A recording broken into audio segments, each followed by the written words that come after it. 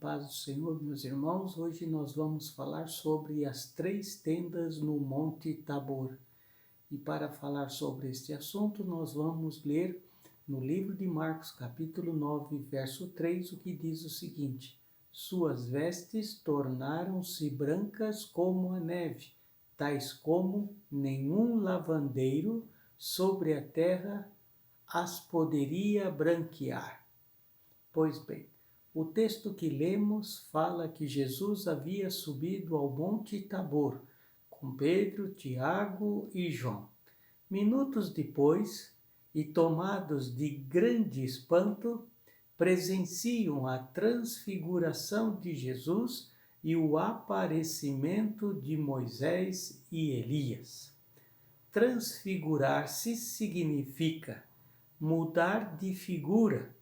Vale enfatizar que a face de Jesus não transfigurou sua aparência física, mas suas vestes.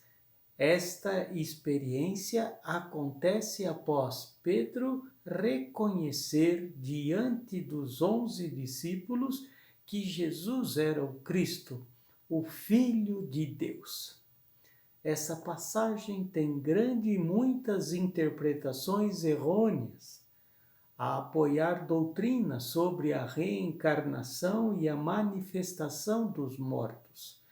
A Escritura Sagrada, contudo, não se contradiz. Toda ela condena doutrinas que apoiam a invocação dos mortos e a necronância. A presença de Elias e Moisés na transfiguração significa que Jesus estava apoiado pela lei, na figura de Moisés, e pelos profetas, representado por Elias, que fora arrebatado em vida, não provando a morte. A palavra de Deus mostra a reação de Pedro ao vivenciar aquela fantástica revelação. Foi imediata, achando realmente que eles poderiam ter voltado. Isso está escrito lá no livro de Marcos, capítulo 9, verso 5, que diz o seguinte: Tomando a palavra, disse: Mestre, é bom que estejamos aqui e façamos 3 tendas, uma para ti, outra para Moisés e outra para Elias. Imagino aqui que Pedro queria agradar, edificando um memorial como testemunho do mover sobrenatural de Deus, aonde a glória fosse permanente. As tendas seriam capazes de abrigar Elias, Moisés e servir de morada para Jesus. Se esta ideia de Pedro tivesse sido aceita, logo, o Monte Tabor se tornaria um lugar de peregrinação e idolatria. Esse episódio tem certa semelhança com a transfiguração de Moisés no Monte Sinai.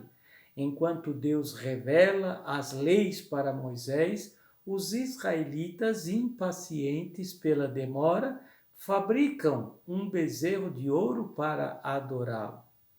Aprendo que cada vez que tentamos resumir a glória de Deus e o mover de Deus a lugares e a objetos, com certeza pecamos.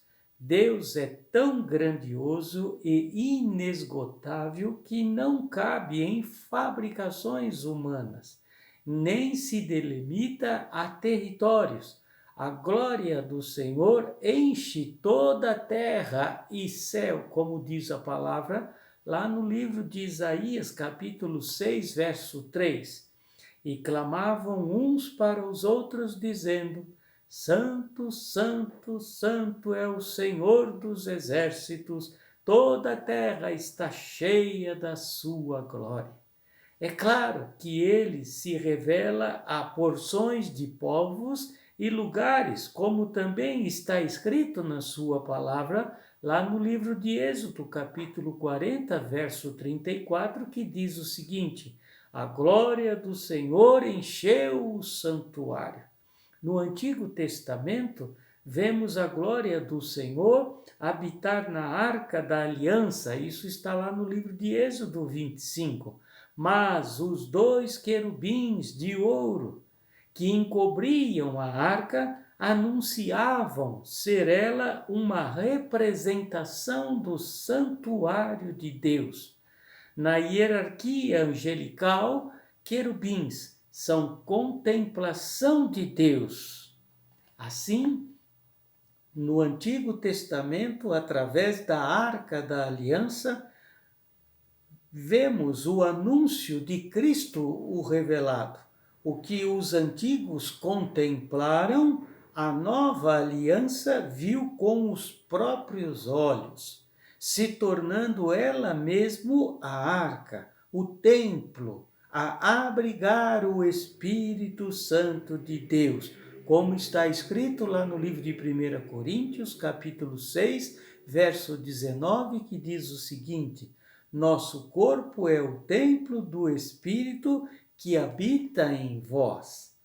A atitude de Pedro nesta ocasião, no relato do Monte Tabor, mostra uma igreja parada, voltada para o próprio umbigo, interessada em movimentos extraordinários e palavras de homens.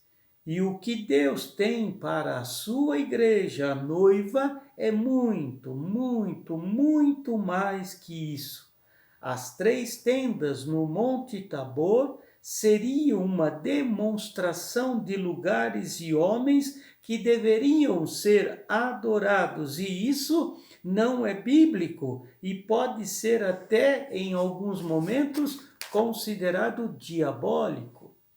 Deus responde a Pedro no livro de Marcos, capítulo 9, verso 7, que diz o seguinte: e desceu uma nuvem que os cobriu com a sua sombra, e saiu da nuvem uma voz que dizia: este é o meu filho amado, a ele ouvi. Ou seja, neste momento, Deus está falando a Pedro: não, Pedro, não é nada disso. Esquece essa história de morar no Tabor e estender as tendas para Elias, Moisés e Jesus. Este só, Jesus, é o meu filho amado, a ele ouvi. Pedro, tudo o que você tem que fazer é ouvir Jesus. Tudo bem, sim, congregar é necessário. Olhe para o monte. Lá estão Tiago e João. Isso é necessário, mas está escrito também no livro de Mateus, capítulo 18, verso 20, o seguinte: aonde estiverem 2 ou mais reunidos em meu nome, ali eu estarei. Guarde isso no teu coração. As experiências com Deus, eu preciso tê-las todos os dias. Mas experiências sobrenaturais, como a transfiguração no monte, são em momentos especiais e não são todos os dias. Todos os dias temos que ouvir e estar com os nossos ouvidos atentos à sua voz. Manifestação do sobrenatural são experiências que acontecem quando Deus quer fazer algo extraordinário. Amados, o Evangelho é poder de Deus, e onde tem poder de Deus, tem milagres, mas milagres sem transformação de vida, sem arrependimento, não conduzem ao reino de Deus e nem à salvação. Cuidado, Jesus disse em Mateus, capítulo 7, verso 22 e 23, o seguinte: muitos me dirão naquele dia: Senhor, Senhor, não profetizamos nós em teu nome, e em teu nome não expulsamos demônios? Não fizemos muitas maravilhas? E então lhes direi abertamente: nunca vos conheci, apartai-vos de mim, vós que praticais a iniquidade. Queridos, logo após dizer estas palavras, ele prossegue com a parábola da casa na rocha e da casa na areia, enfatizando que o firmamento seguro está reservado aos que ouvem e permanecem firmados sobre a rocha, que é Cristo Jesus. Que os nossos ouvidos e corações, em todo o tempo, estejam atentos à palavra de Jesus, de forma a criar em nós um espírito submisso, reto, inabalável, diante das tentações e das provações do mundo. A mensagem do Monte da Transfiguração, do Monte Tabor, ficou registrada para que entendamos que em Deus há sim manifestações do sobrenatural de Deus.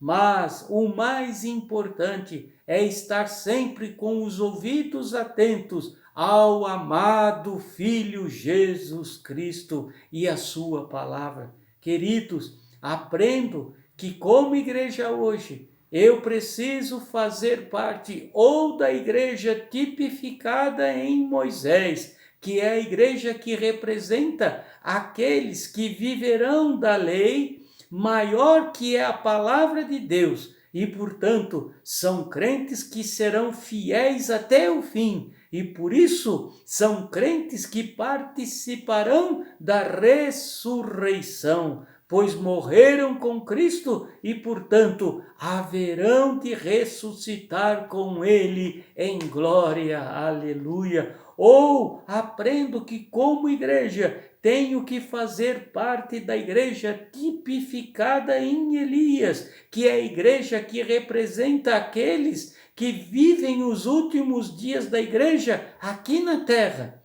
sendo fiéis a Deus, e portanto esses precisam ser crentes que vivam a palavra de Deus e andam intimamente em comunhão com Cristo no Espírito Santo, pois esses tempos serão tempos difíceis, trabalhosos, mas estes estarão vivendo em espírito e serão abençoados e não conhecerão a morte, porque quando Cristo voltar, eles serão como Elias, arrebatados, terão os seus corpos transformados e glorificados para encontrar com o Senhor nos ares, não conhecendo assim a morte, e farão parte da igreja arrebatada.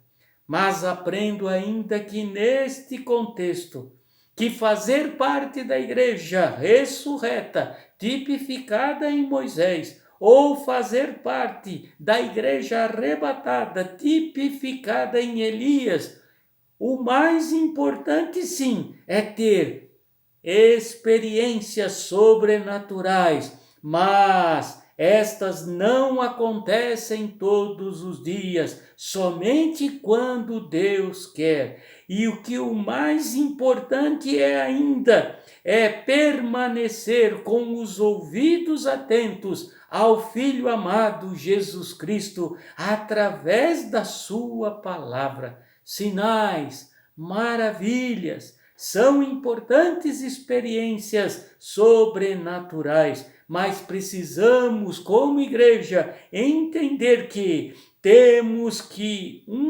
viver diariamente com Deus, tendo os nossos ouvidos atentos ao que o Filho amado fala através da sua palavra, pois o que é que vai nos levar a participarmos da igreja arrebatada ou da igreja ressurreta é a caminhada com Jesus Cristo, é viver a sua bendita palavra. Que você possa atentar para isso que estamos falando nesta noite.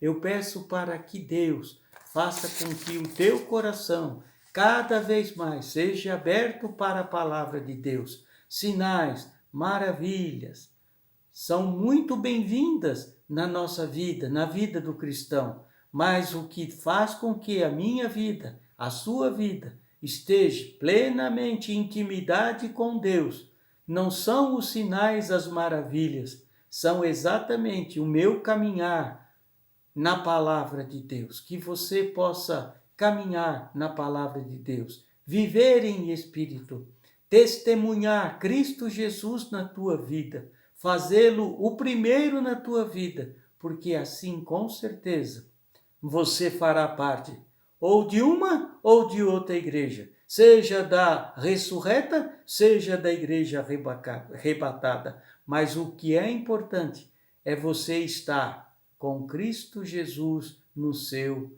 coração. Me permita orar por você nesta hora. Pai amado, que o teu poder, o poder desta palavra, seja sobre a tua igreja. Pai, ou façamos parte da igreja ressurreta, ou façamos parte da igreja arrebatada.